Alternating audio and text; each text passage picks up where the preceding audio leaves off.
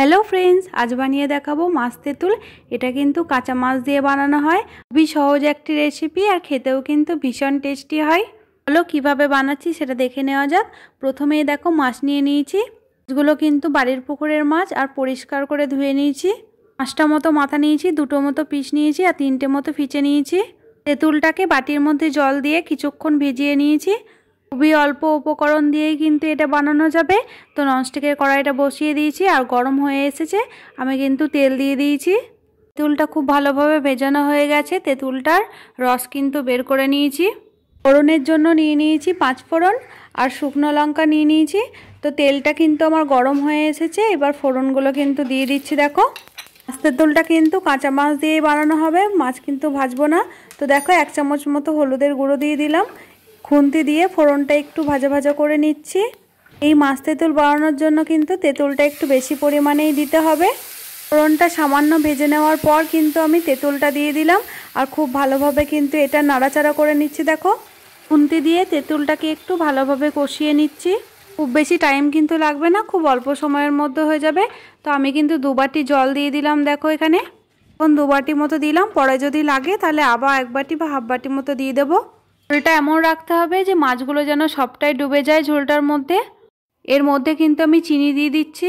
পুরনো তেঁতুল হলে চিনিটা একটু কম দেবে, নতুন তেঁতুল হলে চিনিটা একটু বেশি দেবে। স্বাদ মতো দিয়ে দিচ্ছি লবণ। আর এইদিকে কিন্তু ঝোলটাও ফুটে এসেছে। এবার কিন্তু মাছগুলো একে একে আমি দিয়ে দিচ্ছি। দেখো, ঝোলটা কিন্তু খুব ভালোভাবে ফুটে আসার পরেই মাছগুলো দিতে হবে। সব মাছগুলোই কিন্তু একসঙ্গে দিয়ে দেবো আমি। সিলভার মাছ দিয়ে তেঁতুল মাছটা বানিয়েছি। তেঁতুল মাছটা কিন্তু মাছের মাথা দিয়ে বেশি খেতে ভালো লাগে। সব মাছগুলো কিন্তু আমার দেওয়া হয়ে গেছে। আর এরপরেও কিন্তু দেখো জল লাগবে মনে হচ্ছে। আমি কিন্তু এখানে আরও হাফ বাটি মতো জল দিয়েছিলাম। জলটা ঠিক এইরকমই দিতে হবে যাতে করে সব মাছগুলো কিন্তু ডুবে থাকে জলটার মধ্যে। খুন্তি দিয়ে কিন্তু খুব বেশিক্ষণ নাড়াচাড়া করা যাবে না, যেহেতু কাঁচা মাছ সেই জন্য কিন্তু মাছগুলো ভেঙে যেতে পারে। তোমরা কিন্তু বাড়িতে এভাবে বানিয়ে দেখতে পারো। এবার কিন্তু আমি ঢাকা চাপা দিয়ে দেবো। এই সময় কিন্তু গ্যাসের ফ্লেমটা মিডিয়াম করে দেব। ফিরে এলাম 20 মিনিট পর। 20 মিনিটের মধ্যেই কিন্তু এটা রান্না হয়ে যাবে।